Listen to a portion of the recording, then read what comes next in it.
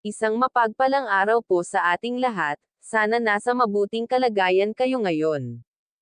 Huwag po natin kalimutan na suportahan ang ama ng Kalingap na ay Val Santos Matubang. At ang anak nito na si Kalingap Rab, para palagi po kayong updated sa mga videong ina-upload ng Kalingap. Pakiusap na rin po kung maari wag po natin skip ang ads. Para mas marami pa ang matulungan ng Kalingap na mga pinapabahayan at sa mga beneficiary ng Kalingap.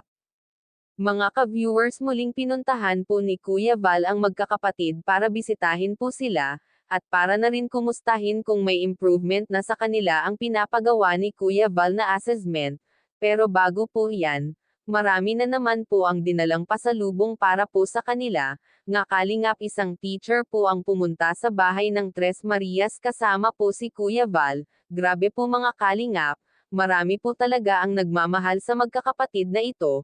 Panoorin po natin ang maikling video na ito mga ka-viewers. Paunawa lang po namin patapusin muna ang videong ito, para malaman ang nilalaman nito bago po kayo magkomento. Maraming salamat po. First time ko dito na, ako pala si Teacher Jay. Opo, so first time kong nakapunta rito sa inyong bahay. So kahit medyo nasa bukid ito pero kinakaya pa rin natin. So gusto makilala ito kasi first time kong makita ito sa personal no? So ayan, makilala mo na tayo.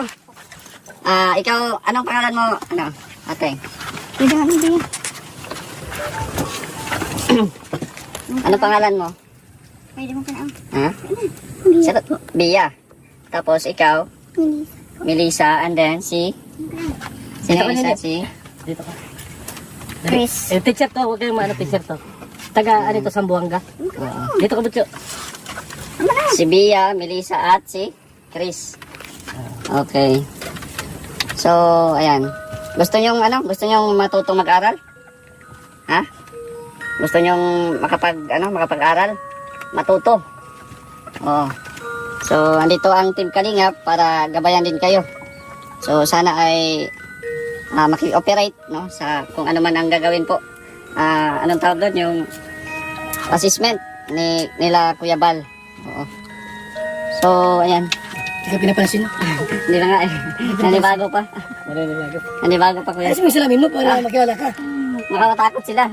Hindi yan. Hindi. Okay, no. Ayan.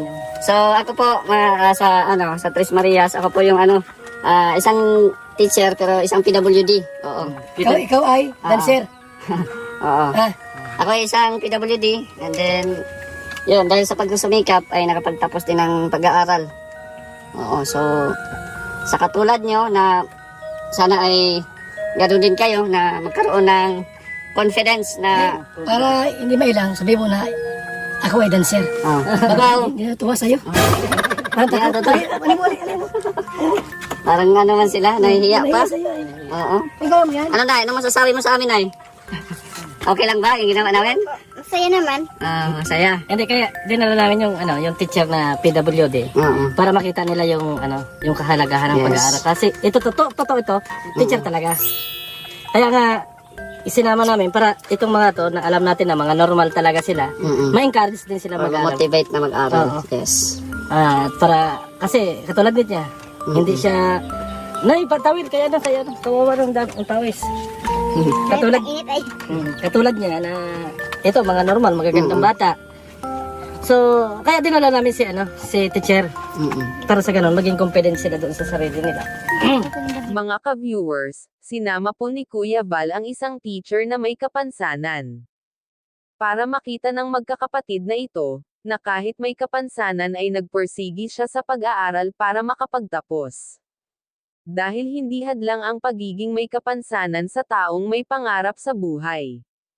Kaya dito niya pinaliwanag sa kanila na dapat siya tularan nila Melissa, Bea, at Chris, para magpursigi talaga sila sa pag-aaral hanggat may tumutulong sa kanila.